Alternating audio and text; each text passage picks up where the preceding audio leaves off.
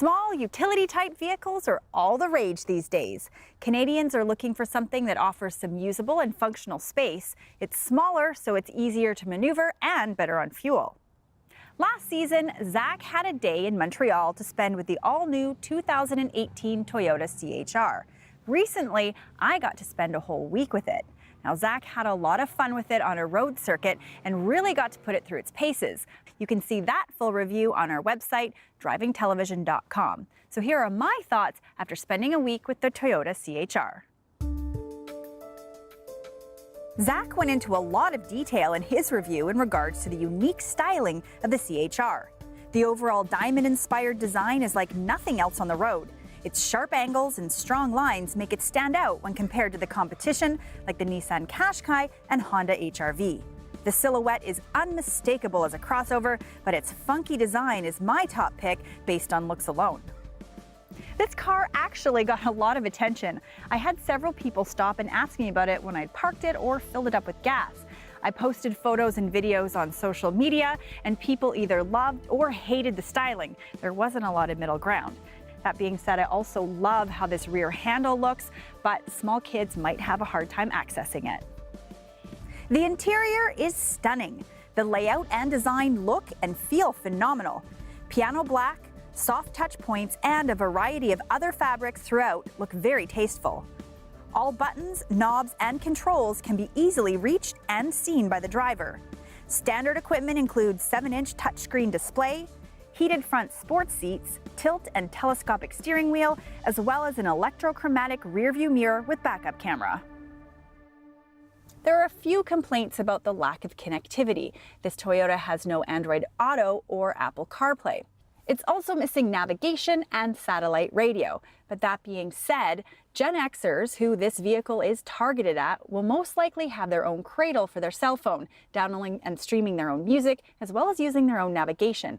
I have a feeling that we'll be seeing these two items in vehicles less and less as people become more dependent on their smartphones. On paper, the C-HR does have less cargo space than the competition.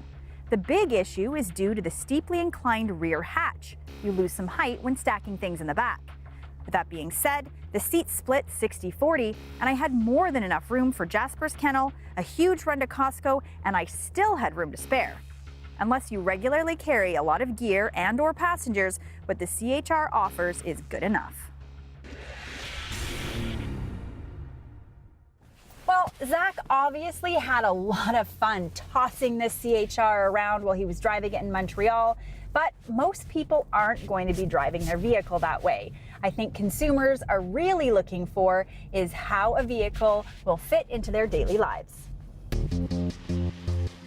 The 2-liter 4-cylinder delivers 144 horsepower and 139 pound-feet of torque. This is more than enough to get the C-HR moving, and moving quickly. It is a bit slower on initial acceleration than the Honda, but once it gets going, it does a great job of accelerating to pass other vehicles or zip around busy downtown streets. The C-HR is built on Toyota's global platform. It delivers a firm, yet light and very refined ride. The steering is light and responsive, and it's very easy to get into small spaces and take tight corners. The best thing about the C-HR is the incredible CVT. Yep, I said incredible CVT. Now call me old school, but I'm used to the sound and feel of a vehicle shifting gears. Toyota has programmed the transmission to mimic 7 real gears.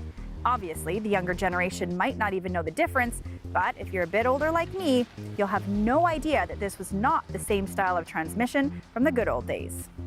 There are just 2 trims to choose from, the XLE and the XLE Premium. I think the Premium is worth the additional $1,500. You get a few additional items such as 18-inch wheels, push-button start, and power folding pedal lamps, and a smart key system. Road and engine noise are almost zero. Whether I was driving it in the city or at highway speeds, no matter how hard I stepped on the acceleration, the interior was super quiet. Now this is really important if you drive a lot with other passengers inside the vehicle because it does make conversations a lot easier.